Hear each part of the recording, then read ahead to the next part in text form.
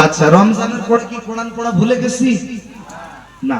আল্লাহ রাব্বুল আলামিন বলেন, ইকরা বিসমি রাব্বিকাল্লাযী খালাক খালাকাল ইনসানা মিন আলাক ইকরা ওয়া রাব্বুকাল আকরাম আল্লাযী আল্লামা বিল কলম আল্লামাল ইনসানা মা লাম ইয়ালাম। জোরে বলেন আল্লাহু আকবার।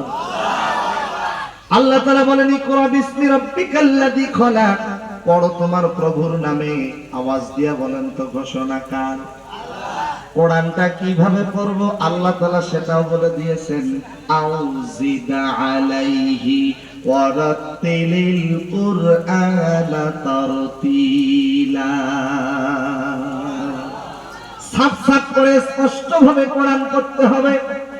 ও ভারতের মুসলমানেরা, আপনাদের জন্য আর একটা সুসংবাদ দিয়ে যাই, একটু মনোযোগ দেন যুবকেরা, সুসংবাদটা শুনে নেন।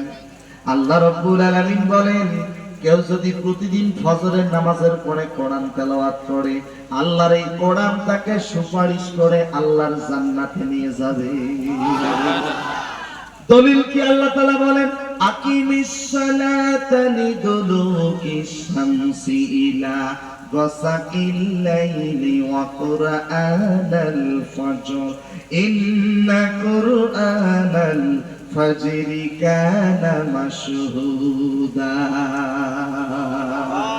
ফজরের পর কেউ যদি কোরআন পড়ে, আল্লাহর এই কোরআন তাকে সুপারিশ করে আল্লাহর জান্নাতে নিয়ে যাবে। সুবহানাল্লাহ বলেন না? আমরা তো মাঝে মাঝে ফজরের নামাজেই পড়ি না, কথা বলেন না। কোরআন পড়বো কতক্ষণ? এজন্য ফজরের নামাজ পড়বো তো জামাতের সহিত।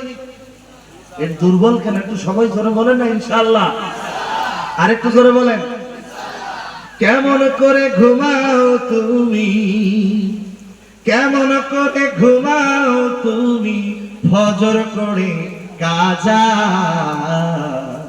এমন তো হতে পারে জোহরে জানাজা তোমার, এমন তো হতে পারে জোহরে জানাজা। মুসলিম হয় না জন্ম নিলে মুসলমানের ঘরে, কাফের মুমিন তফাৎ হয় নামাজের উপরে। ও ভাই, সালাতের উপরে। এই জীবনে নামাজ যেন, এই জীবনে সালাত যেন হয় না কভু কাজা,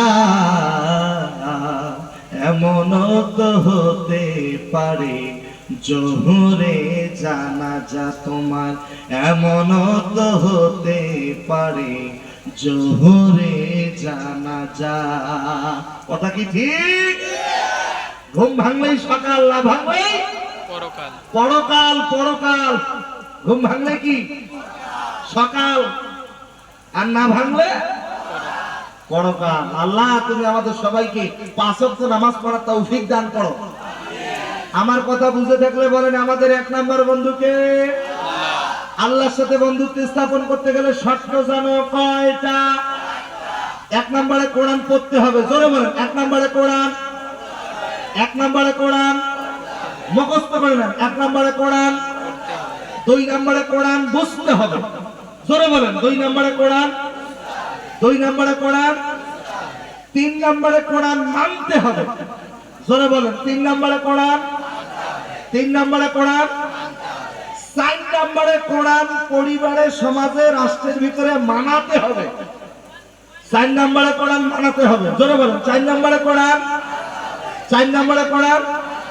এবার আসেন, 1 নম্বরে কোরআন, 2 নম্বরে কোরআন বুঝতে হবে। কোরআন বোঝা সহজ। আল্লাহ তাআলা বলেন, ওয়ালাকাদ ইয়াসসারনাল কুরআনা লিযিকরি ফাহাল মিন মুত্তাকিন। একটু জোরে বলেন না সুবহানাল্লাহ। আল্লাহ বলেন, আমি কোরআন বোঝা সহজ করে দিয়েছি। কই তাওয়ার কই চলে আসবে?